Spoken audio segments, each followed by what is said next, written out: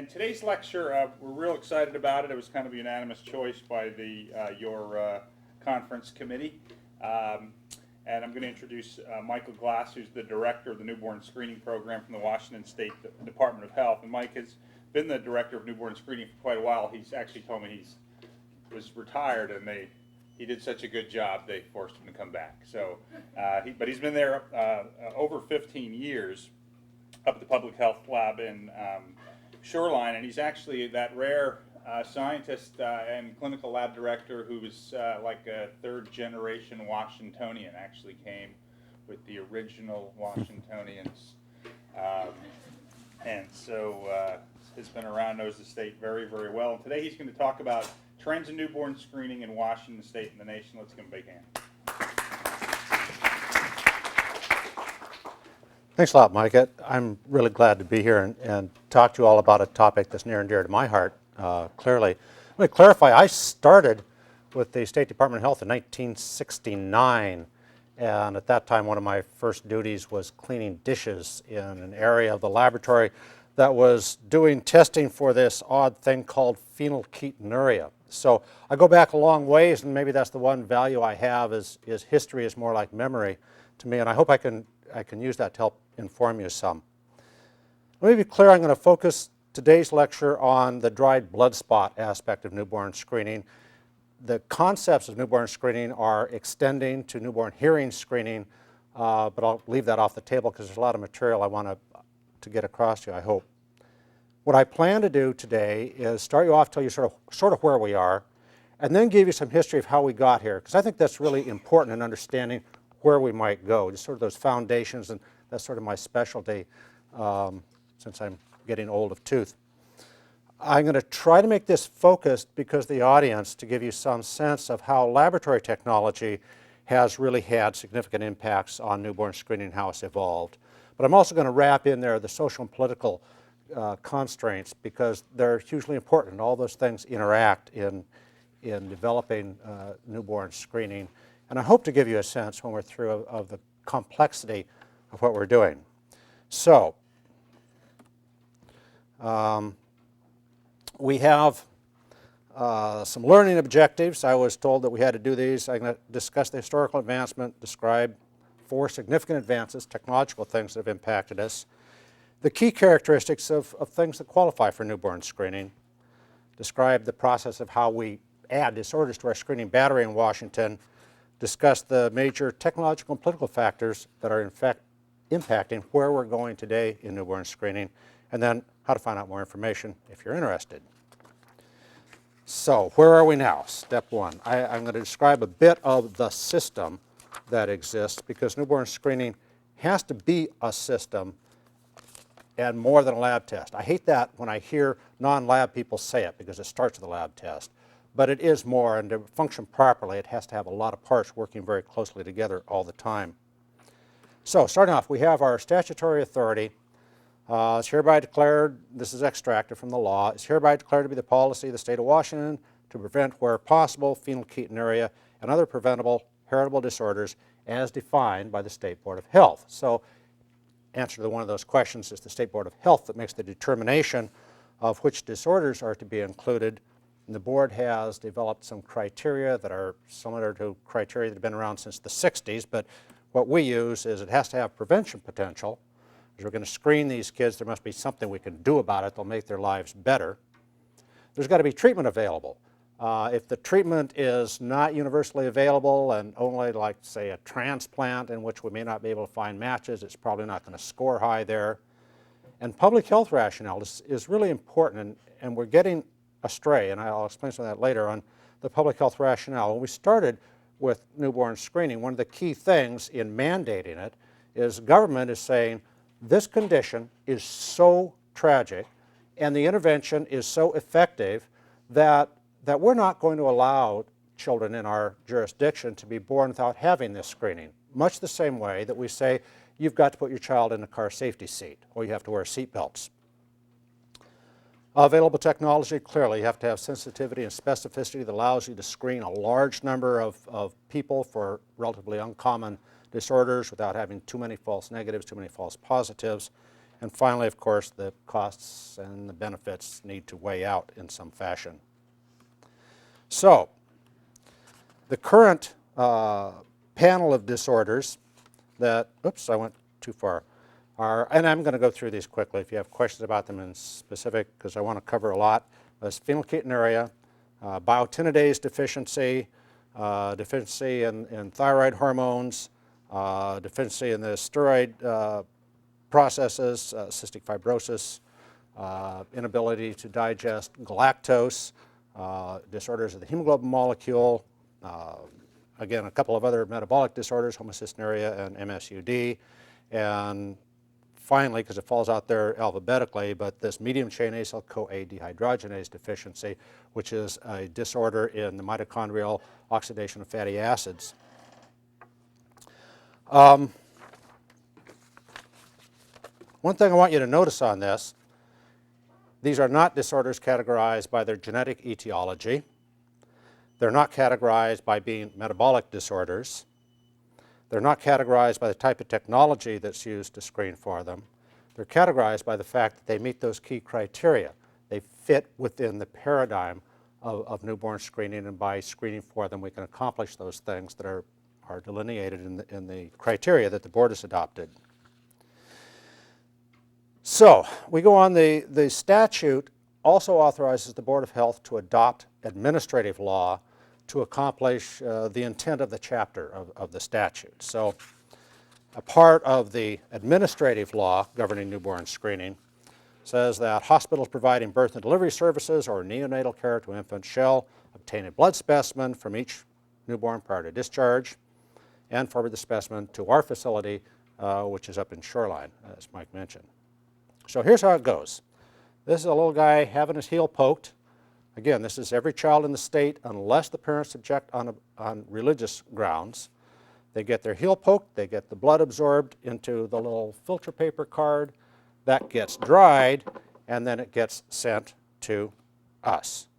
And this is our facility, and this is just a standard day. We get about between 500 and 1,000 of these in the course of a day. And if all goes well, if the system is working right, 24 to 48 hours, the initial specimen is taken and gets to our facility by courier or mail in 3 to 5 days. We have a part of what we do where we look at every birth that's been recorded and we make sure that a specimen has been received in the lab. We do that with computers, of course, but we go through and monitor and match to make sure that every kid has been screened. And then within 5 to 7 days, we expect the screening lab to have completed its work and have the results out. And our follow-up staff, this is a key part, has to take those lab results and their implications and communicate them to the necessary medical care people. So it's critically important with these disorders, because some of them are deadly very quick, that after the lab result is out, the right stuff happens, and it happens in some cases very, very fast. So what we do, we have 80,000 infants a year that we're screening in the state right now. We recommend 2 specimens on every child, so we get about 160,000 specimens each year, and that amounts to well over 2 million independent determinations that we're using to detect the 10 conditions that we're screening for right now. Obviously, this is highly computerized. It wouldn't work without it. We have follow-up on about 3,000 abnormal findings. Now, follow-up, in some cases, it's simply we mark that the results were somewhat abnormal. We want to make sure that that second specimen comes in, and we just have it in a computer file that reminds us periodically. But on some of these conditions, the appropriate response and follow-up means nobody goes home today until we find that child, and we know that their primary care physician has been notified, or if we can't find them, the family's been notified. We've made connections to the appropriate healthcare system, oftentimes here at the UW, with Dr. Ron Scott's area, and we make sure that the necessary connections are made to get the right things happening next, because some of these conditions are very dangerous. And on average, we have serious, severe conditions of about 80 to 100 kids a year that get into treatment. We have another 12 to 1,500 kids a year with conditions that are either mild or perhaps benign, but it might have some implications for the family that we report out. Now, where did this all start? I'm going to stop with the slide progressions and just chat for a bit. In 1934 in the Netherlands, a astute physician noted a disorder of a child who had phenylpyruvic acid in her urine, and she was profoundly retarded. And because her mom had pushed on this, it came to pass that this child was unable to digest one of the essential amino acids, phenylalanine. So it was understood this condition called phenylketonuria was causing mental retardation. By the mid-50s, someone had figured out how to make an infant formula in which the amount of phenylalanine was severely restricted or removed, in hopes that maybe if these kids didn't have phenylalanine, they'd be okay. The initial results were disappointing. They tried treating these kids who were retarded, and they had a little bit of improvement, but not much. It was clear the damage was done. It was profound and permanent. But then the hypothesis was, well, these kids look normal, and they typically start showing up with these odd findings when they're a year, 2, 3 years old. Maybe if we treated them early, we could do something about it. So they started looking at a simple test using ferric chloride in the urine will detect phenylpyruvic acid. So some people started doing that, and they started trying this diet, and it looked sort of promising.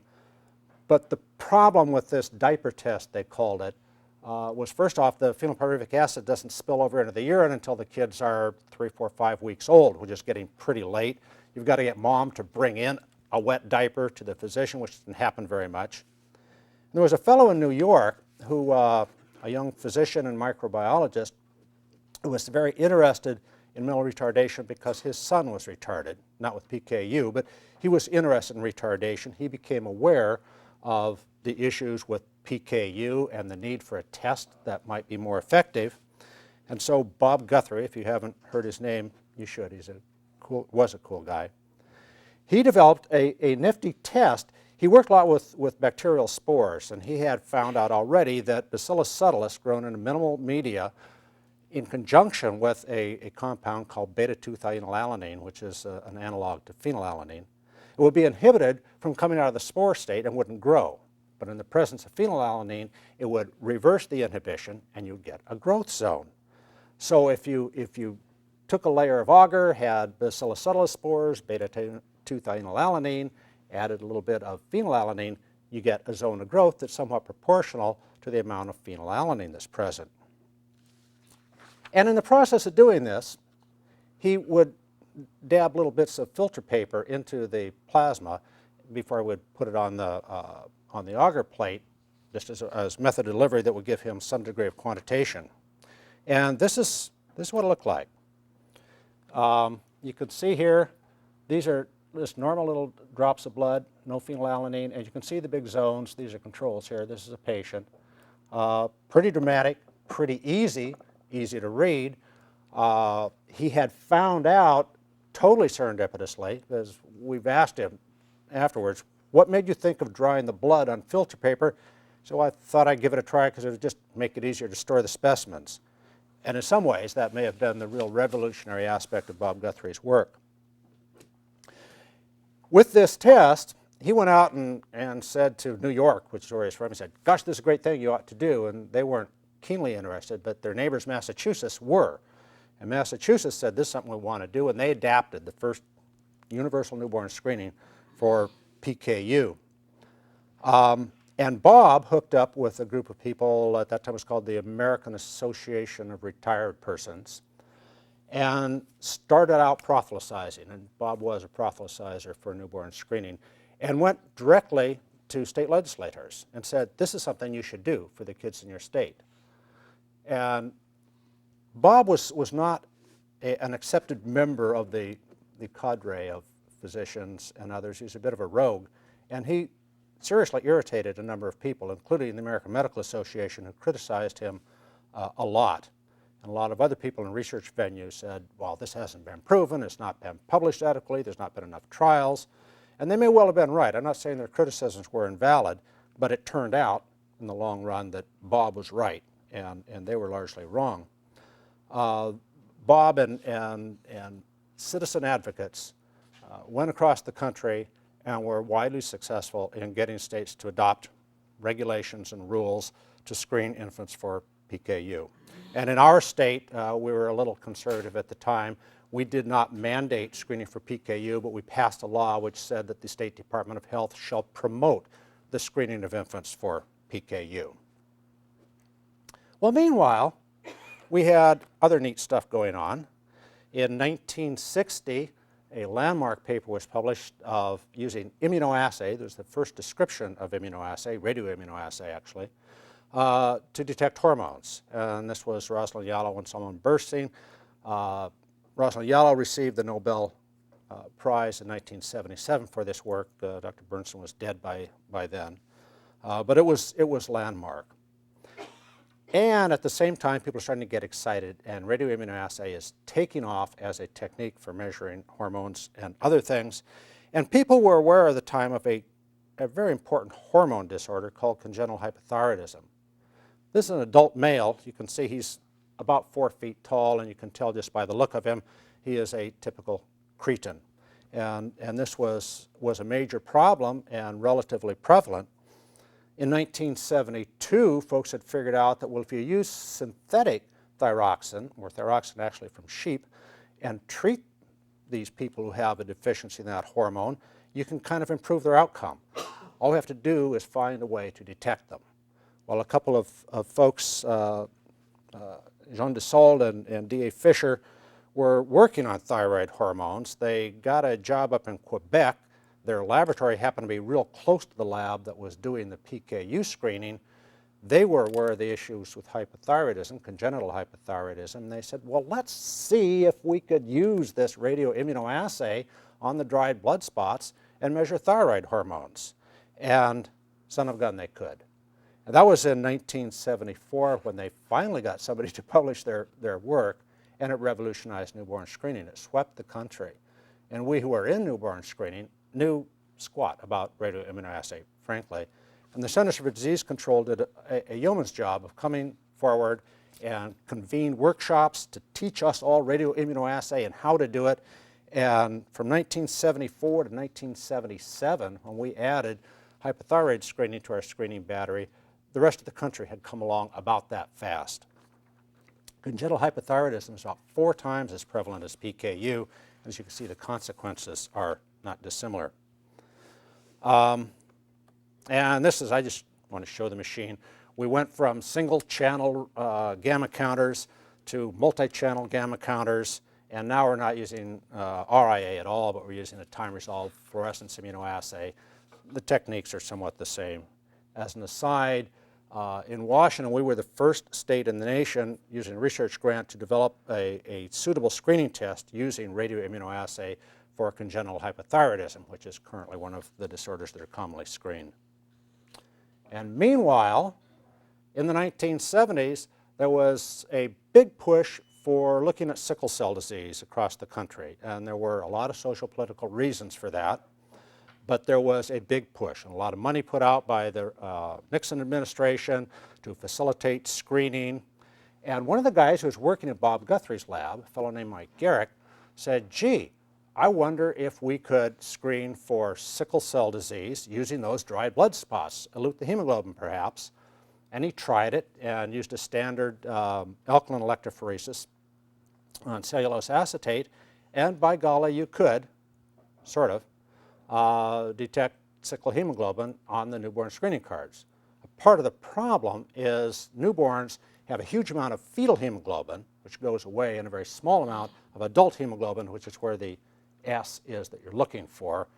And standard electrophoresis, where these little guys just, the proteins are just moving along, and electrical field will eventually move off the end, does not resolve the bands well at all, particularly in a dried blood spot that's been reconstituted and a lot of the proteins have been damaged. So it was highly problematic to do the screening. And even worse, as with all of the programs that were initiated in the 70s, not much thought had gone into what exactly we're going to do with this information. And so we found a kid with sickle cell disease. What are we going to do about it? Well, work had been going on. One of the things that happened to kids with sickle cell disease is there's a very, very high frequency of pneumococcal sepsis. And these kids will be doing just fine and suddenly show up in the ER with sepsis and be dead before anybody can figure out what's going on. So there were trials that were started of using penicillin prophylactically to prevent sepsis in kids. And in the 1980s, another landmark paper was published where they had shown in one of the few well-designed trials in newborn screening that if you got kids on prophylactic penicillin, there was a dramatic decrease in the incidence of pneumococcal sepsis and a dramatic decrease in death. As a matter of fact, there were, I forget the details, there were 3 or 4 deaths in the control group and none in the treatment group, and 90% reduction in the incidence of infections. That led to an NIH consensus conference which said all kids should be screened for sickle cell disease. Happily, at the same time, there were refinements in electrophoresis where they came up with something called isoelectric focusing, which is, if you're not familiar, instead of just having a standard gel or membrane, you have a gel with a continuum of a pH gradient. So as the protein moves along through the pH gradient, its charge changes until it reaches that point, its isoelectric focusing point, and it just stops. So instead of continuing to march along and leaving the others that are damaged behind, they focus quite sharply. And as you can see, I don't want to go into the details of all of this, but you can see those are pretty sharp bands. And you can pick out very small amounts of hemoglobin A here and C here and hemoglobin E even, which is not, there's not a lot of it because it's somewhat thalassemia. Now you can do it, and you can do it well, and it's very precise, and that was another revolution that allowed us to implement hemoglobin screening. And I won't go into all the social political things, but in 1991 we added hemoglobinopathies to our newborn screening panel. Now still, meanwhile, in the 1980s there was another set of conditions that were starting to be described. Errors in metabolism, mitochondrial metabolism, and in particular metabolism of fatty acids from the body, which typically happens when your body doesn't have enough juice and it needs to look for reserve stores, and it starts metabolizing its own fat in the mitochondria. It turns out there's a host of enzymes involved in that process, and a lot of those enzymes can be deficient or not present, and bad things happen. Not only can a person who's trying to metabolize or to get a little bit of glucose out of their fats don't get any and become hypoglycemic, but a lot of the precursors that build up are toxic. So you have situations where some of the children with these fatty acid oxidation disorders can die very quickly. Well, the work in looking at that was going on in conjunction with people looking at tandem mass spectrometry. Now this is all going on behind the scenes from newborn screening. We don't have a clue. And in 1991, Dave Millington, who was one of the real leaders in some of this work, the lab work anyhow, was out of Duke University. We happened to have a newborn screening symposium in Raleigh, North Carolina, and he presented a paper on the use of tandem mass spectrometry to detect medium-chain acyl-CoA dehydrogenase deficiency. And most of us in the audience who were in the newborn screening community went, oh, there's somebody else coming up and their pet disorder they think would fit into this paradigm, and clearly these guys don't really fully get it. He presented another, or actually Don Chase, one of his colleagues, presented another paper when we had the symposium up here in 1994, and we were still kind of looking at it going, no, it's too complex, it's not geared up for this mass screening, and we were kind of dismissing it, much to our dismay. Because as it turns out with tandem mass spectrometry, in looking for not only this MCAD, as it's called, very simply, off the same drop of blood, you can pick up a host of things off of one run. You can find a whole host of disorders of amino acid metabolism, organic acid metabolism, as well as a host of these fatty acid oxidation disorders. And people started to figure that out. In particular, in Pennsylvania, a fellow named Ed Naylor, again, another guy who came out of Bob Guthrie's lab, said, hey, I know in Pennsylvania there's issues in the Mennonite and Amish population with some of these disorders. Another fellow named Holmes Morton was working specifically in those communities. And Ed Naylor said, well, I'm going to form a little company, and I'm going to start marketing tandem mass spectrometry screening in Pennsylvania to these hospitals. And he partnered with Dr. Morton to do the follow-up work, and started gaining some traction. And then he decided, well, I'm going to take this sort of nationwide. I'm going to have a company called Neogen, and we're going to market tandem mass spectrometry. At the same time, there was another parent organization called Tyler for Life. Tyler had actually died from galactosemia, not because he wasn't screened for it, but because the system had fallen down and the information didn't get there in time. But his parents formed a group who were very interested in newborn screening. They kind of tied up in this. They got on this tandem mass spectrometry, and we should do this. And Neogen started taking a very aggressive stance towards state programs and legislators, sort of emulating Bob Guthrie, and started saying, you should do this. Your newborn screening program can't tandem mass spectrometry. It's too complex. And there were some very, very interesting and painful battles in a number of states as they were challenged not only by the technology and Ed Naylor, but by parent groups who were becoming more and more vocal that this is important and it ought to be added. And in essence, I'll try to give some sense of the flavor, but that development of tandem mass spectrometry and the subsequent stuff has led to an absolute revolution that is still in process in newborn screening, hence the trends in newborn screening. It started there, and it started thoughts. The feds sort of caught on to it, and they started going, oh, gee, isn't this something, look, at states screen for different things. Not everybody screens for the same thing. Maybe that's a bad thing. This is the tandem mass spectrometer I wanted to show you. That's one. That's in our lab. That's the mass spectrometer. The rest of the stuff is what you need to run it. Here we have the Seattle Times in 2001 responding to some stuff from the March of Dimes, and they're saying, good grief, in Washington, we're only screening for 4 disorders, and the March of Dimes recommends there be 8. Happily, that was while I was retired, but that's part of the reason they wanted me to come back. I was starting to work with a process within the Department of Health to look at, because I've been aware for a long time, all these things starting to boil, and it convinced them that we needed to get on the ball and start looking at our screening program and what it was doing and how. So we started that process, and in 2004 we added 5 conditions to our screening panel, including the fatty acid oxidation disorder, MCAD, the one that was talked about as the most prevalent, the one that requires tandem mass spectrometry. So that's why we have mass spectrometry in our laboratory right now. And we added cystic fibrosis in 2006, just in March of this year, gets us to the 10 that we're at right now. Meanwhile, the feds have really grasped onto this, and they're saying, you know, this isn't right. We have states that screen for different things, and I think there's people get on kind of a bandwagon. They started convening work groups and working with the American Academy of Pediatrics.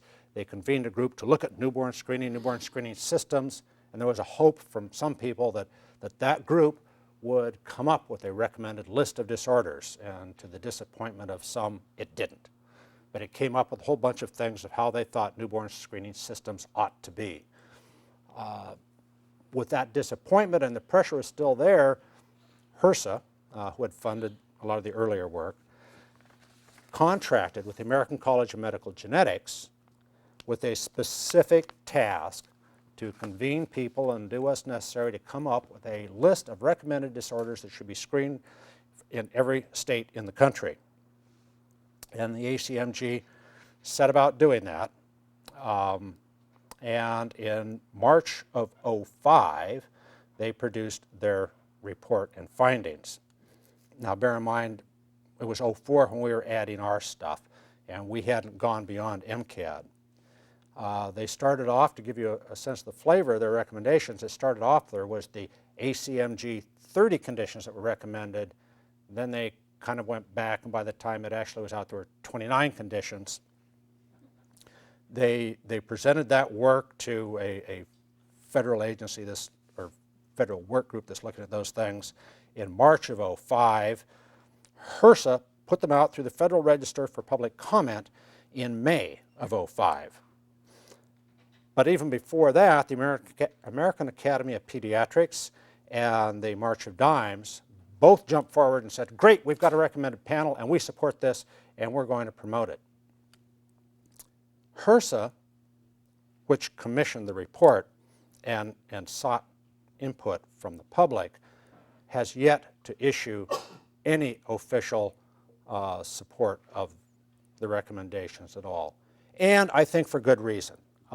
There's a lot of a valid criticism of the way that the ACMG did their work, the validity of the data, how they scored, made decisions. There's a very good paper was put into the journal Pediatrics. This isn't it. This is a supplement to Pediatrics that just came out in May of this year that has as a part of it this recommendations of the ACMG. But in the main journal, not the supplement, there were a couple of editorials.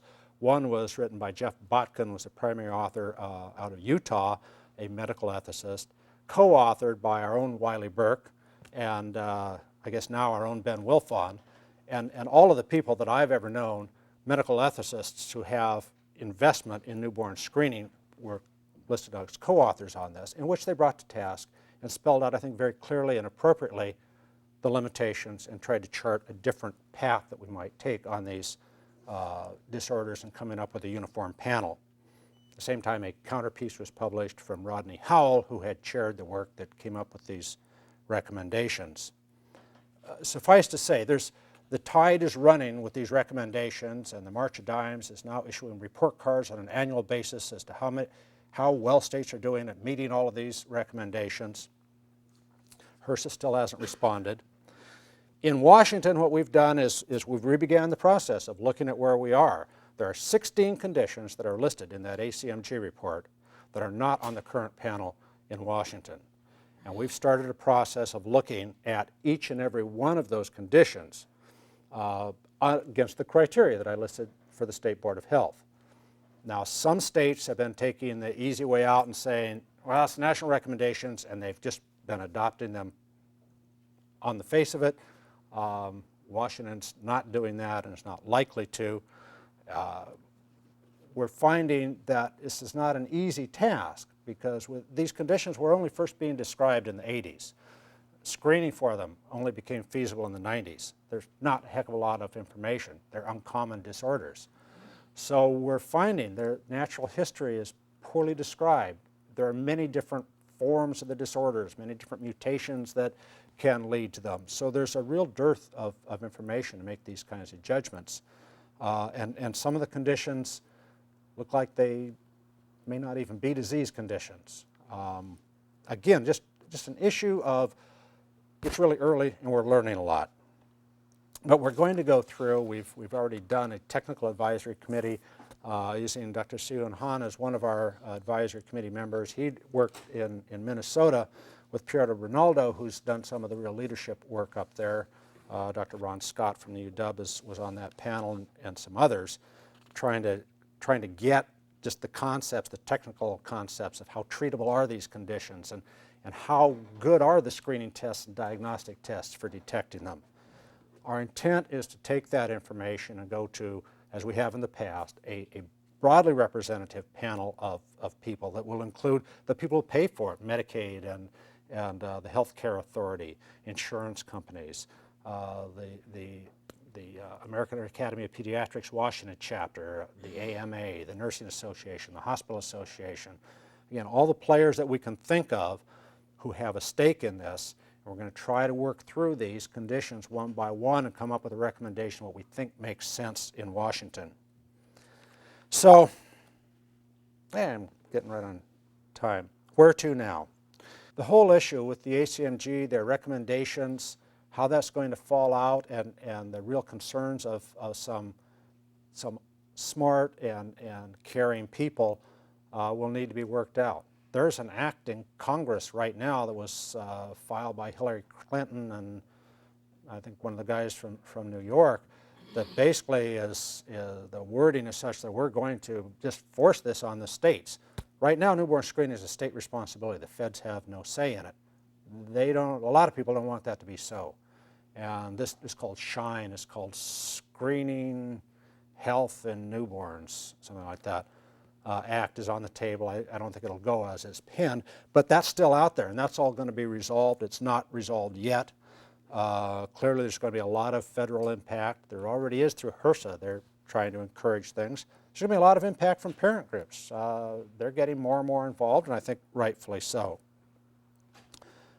Issues of control. Who's going to direct newborn screening? Is it going to be a state responsibility or not?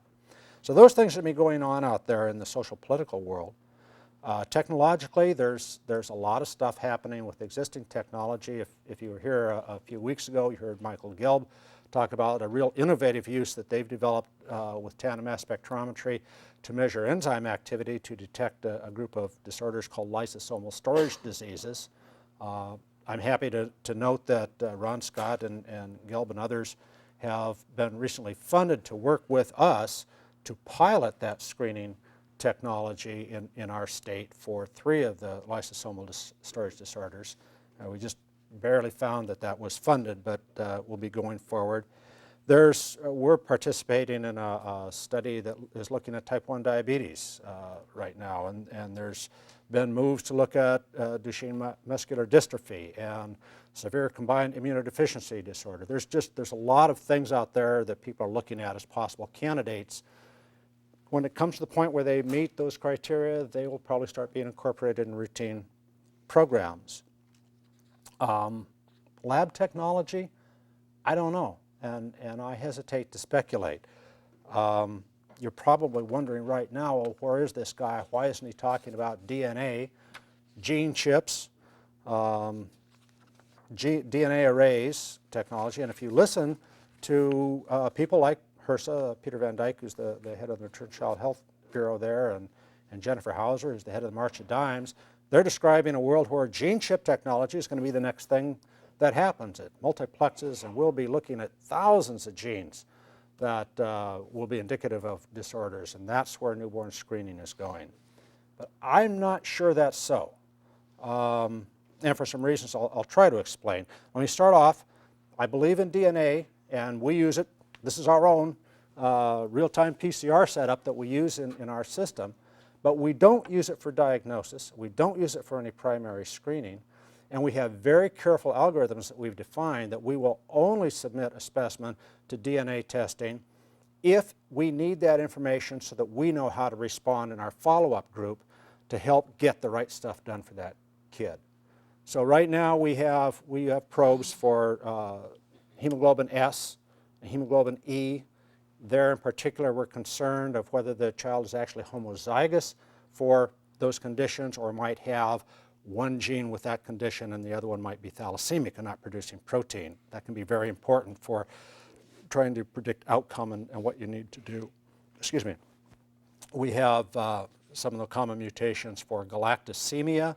Galactosemia is a deadly disease, can have a rapid onset and quick death. It's real simple. If we know that it's a high-risk case, you just take the kid off of breast milk and get them on soy, so you can quickly do something, but we need to know whether we should pull that trigger and get that excited about it. So under certain circumstances, we'll use it for galactosemia, and we have a couple of the common mutations for this medium-chain acyl-CoA dehydrogenase deficiency that we only employ in similar circumstances. So we're not using it broadly. An area where DNA testing has really entered into the world of newborn screening has been in cystic fibrosis. Early screening for cystic fibrosis depended on a pancreatic enzyme called immunoreactive trypsinogen, which is elevated in kids with cystic fibrosis. And the first screening was done in Colorado. Data coming out of there showed that, gosh, a lot of kids have elevated IRT levels, and we're really having trouble getting the kids back to sweat test them to see if they really have cystic fibrosis, and it's problematic. Wisconsin got a funding to do a randomized controlled trial, which could be the subject of an entire lecture in its own. But they were having trouble with their using this IRT. So then, and was it 89? I don't remember dates that well. I think it was 89 when the cystic fibrosis transmembrane conductance regulator gene was discovered, and the most common mutation, the delta F508, and Wisconsin jumped on it like a chicken on a June bug and said, this is going to solve our problems. We can do our initial screening for the trypsinogen, and then we'll follow up looking for this common mutation. They did. They advocated. They did a lot better, and people started turning to that model. And as cystic fibrosis screening became more and more prevalent, and more gene or mutations were detected that cause CF, we started getting increasing panels. So that Massachusetts, when they added CF screening in 2000 something, they were using a panel of some 27 disorders, or 27 mutations.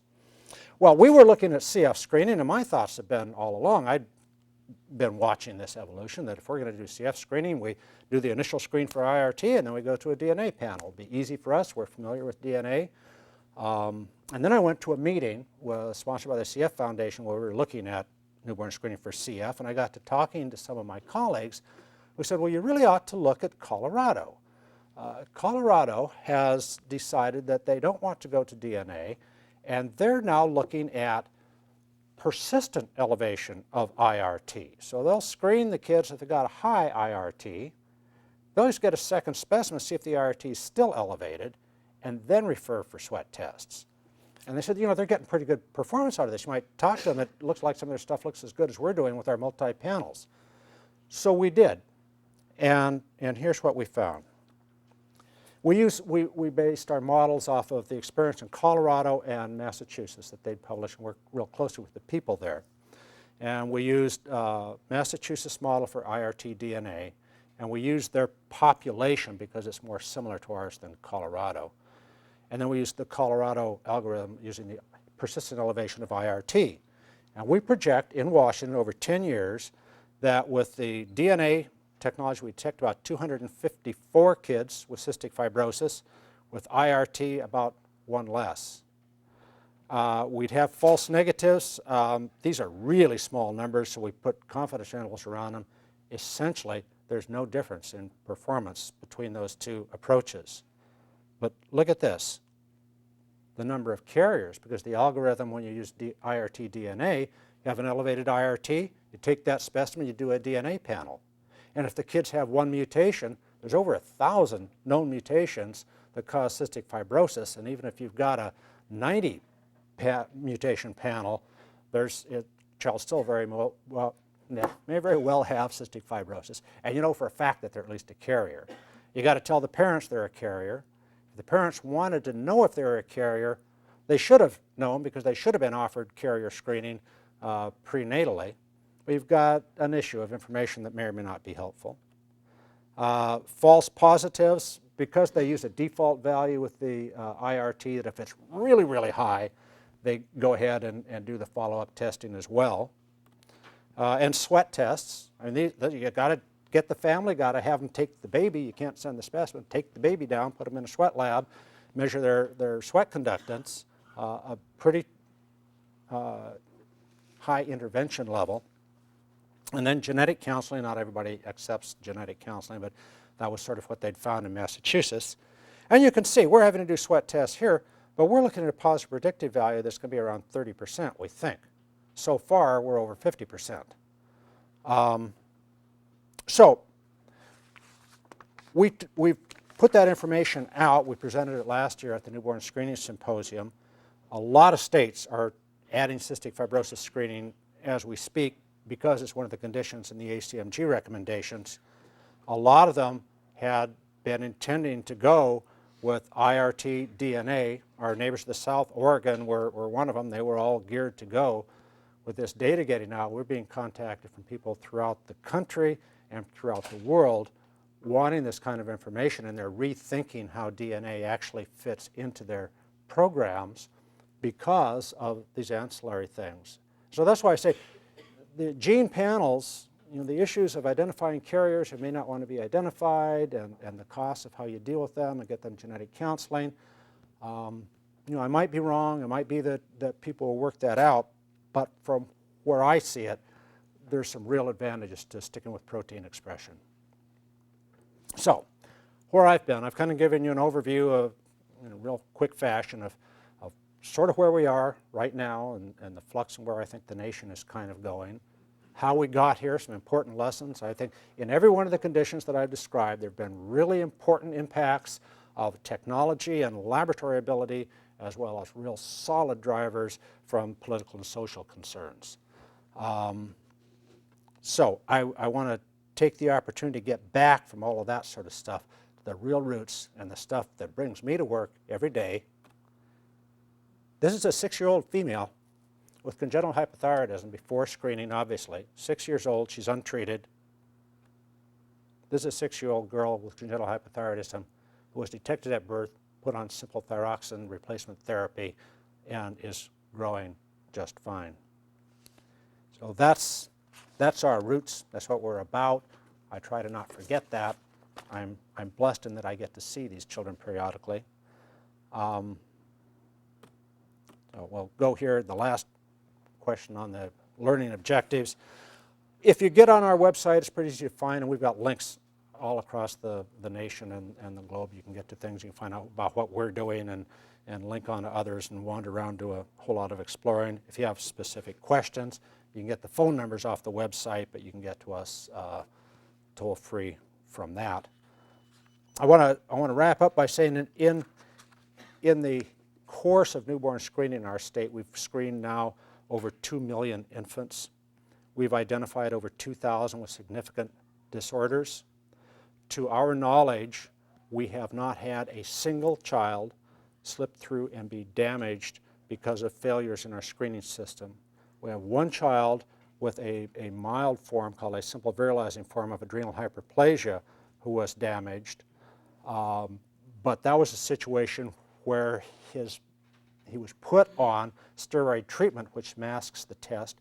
We'd communicated to the physician that this child's test pattern was not normal. He needed to consult with a pediatric endocrinologist, which he did, who sort of dismissed it, and the child didn't come to diagnosis until he was, I believe, 7 years old when he was showing profoundly retarded growth.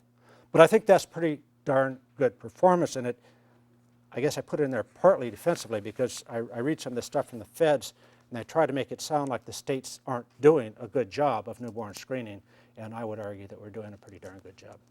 So, thank you.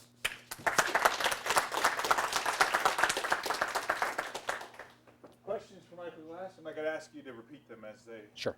come on. Go ahead, Dan. Yeah, Mike, thanks for giving that talk. It's very nice to hear some of that stuff.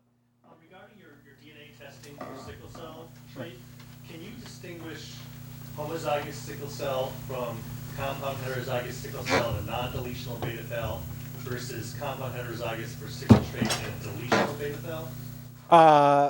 The deletional beta thal, hereditary persistence of fetal hemoglobin type 1, which wipes out that whole gene, will trick us, and it just did last week. We had a kid, it looked like the only expression was S, because our probe looks for a small area on the A that's where the S mutation is. Well, with that thing totally gone, you get no response. So the kid came in and mom said, well, I have S trait, I know I do, and dad said, I don't have S trait, I know I don't. So we got specimens from them, brought him in, and he had hereditary persistence. We haven't done the final genetic test to make sure that's exactly what he's got, but that's a likely explanation since they're a solid intact family. Other questions, John? It's an excellent talk, Mike. I really enjoyed it, and I know that your end of this has always been the laboratory end, but you've had huge interactions with clinicians and legislators and so on and so forth. So, sort of thinking about, the political aspect, and one side of this has been parents and pressure groups wanting to have more disorders screened for. But have you ever had any experience of sort of a pushback from either individuals or people who feel that something bad has happened to them because of newborn screening? You alluded to that possibility with CF testing for carriers. So, do you see that as something that could sort of push from the other direction to hold back the enthusiasm for screening? We've not had any experience with that. The problem with the partly is it's oftentimes just a lone voice out there in the wilderness. You don't have organized groups of families protesting. But I think it's likely if people start adding disorders where families become hugely stressed, thinking that their child has a profound disease, and they spend a lot of money and time and go through some very invasive skin biopsies and whatnot to find out, oh, it was nothing, then I think there's certainly that possibility. And that's a part of the argument on the part of the ethicist is, you really need to balance those things. I had a question, Mike. Do you favor, there's a lot of debate still to be had, but after a lot of debate, do you favor a federal guideline, or do you think it should still be state by state? I think it should be state by state. And why is that?